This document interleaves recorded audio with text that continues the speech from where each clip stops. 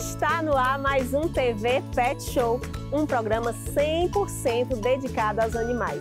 E olha, se eu fosse você, não saia daí porque hoje está imperdível. Olha só o que nós preparamos. Vamos falar sobre a reabilitação dos animais no Instituto Pro Silvestre. A doutora Jéssica Castelo Branco fala dos procedimentos de primeiros socorros para os nossos pets. E a doutora Vanessa Aires tira nossas dúvidas sobre a panleucopenia felina. E ainda tem Meu Pet é Lindo. Não sai daí, daqui a pouquinho. Apoio Cultural, Optivet, oftalmologia veterinária e diagnóstico avançado.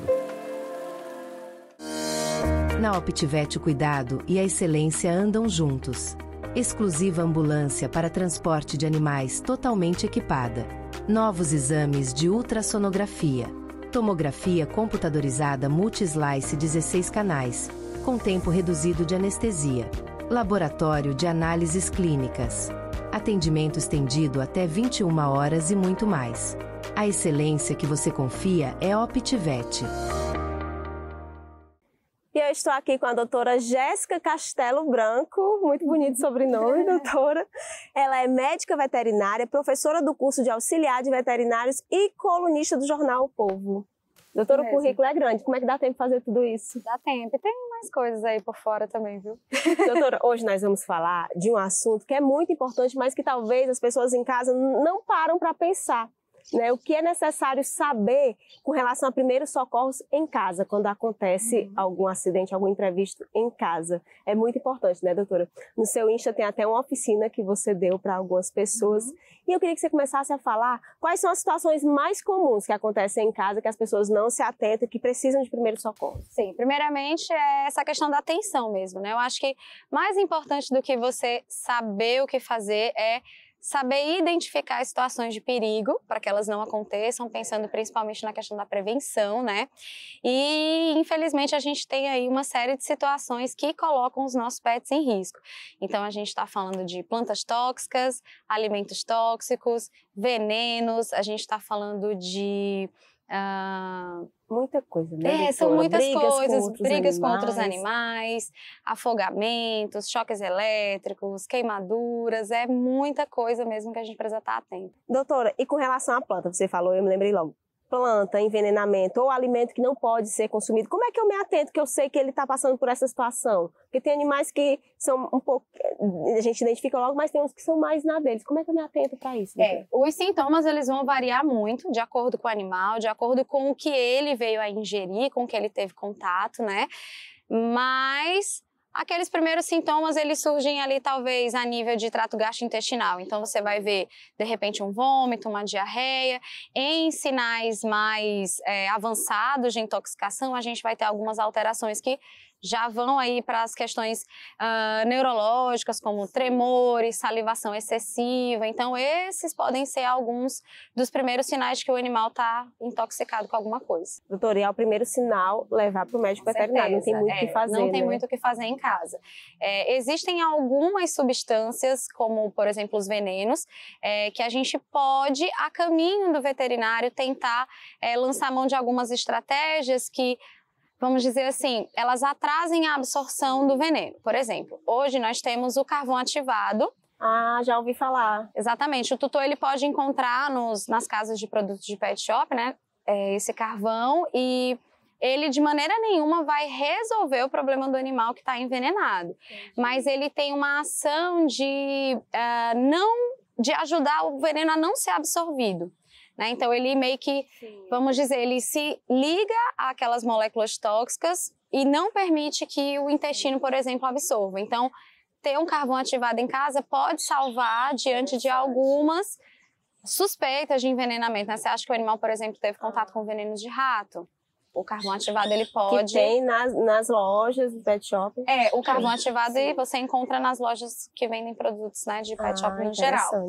Então, ele pode ser um aliado. E animais peçonhentos, diante de um ataque? Tem alguma coisa que eu possa fazer? Ou é a mesma coisa, levar logo pro vet? Hoje, né, os maiores acidentes que a gente vê são as picadas por escorpião, aquele escorpiãozinho amarelinho, que é o que a gente mais vê, né, nas residências. Picada de abelha também, que logo imediatamente que o animal é picado, você começa a observar aquele inchaço da região do focinho, da região dos olhos. Então, o que o tutor ele pode fazer primeiro, né? Uma coisa que eu sempre falo, o tutor ele precisa ter uma clínica veterinária de confiança. Sim. Para que no momento de uma emergência ele possa se dirigir para lá, de preferência que ela seja 24 horas. Precisa manter a calma, porque se desesperar não vai ajudar em nada. E o que se pode fazer diante, por exemplo, de uma situação em que o animal foi picado por um animal peçonhento, é tentar dar um conforto para o animal até a chegada na clínica. Então, em casa não tem muito o que fazer. Você pode... Identificou que o animal foi picado, por exemplo, por um escorpião. Você pode colocar um gelo ali no local para fazer uma analgesia, enquanto chega na clínica veterinária. E aí lá o animal vai ser atendido com a devida estrutura. Nada de apertar o local, não, é importante falar, né, doutora? Existem essas lendas de que você pode fazer um furinho e sugar o veneno, ou então amarrar o local, por exemplo, uma patinha, para que o sangue não circule e o veneno não caia na corrente. Nada disso. Na verdade, você pode piorar o quadro, né? Porque você pode causar uma isquemia, que a gente chama ali no membro, e causar até uma necrose no membro do animal. Então, não pode garrotear nem furar, tem que ir para o veterinário. Engasgo, doutora.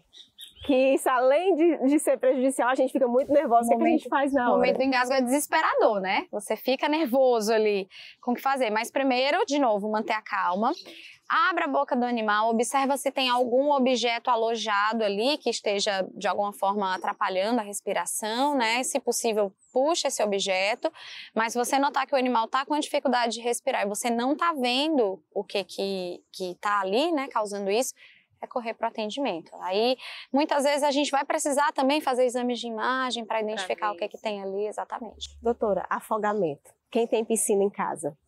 Também. É melhor prevenir do Com que certeza. tem que Então, salvar, né? A utilização das telas, né? Deixar o animal sempre afastado dessas regiões, né? E se ele tiver acesso, que essas piscinas sejam teladas.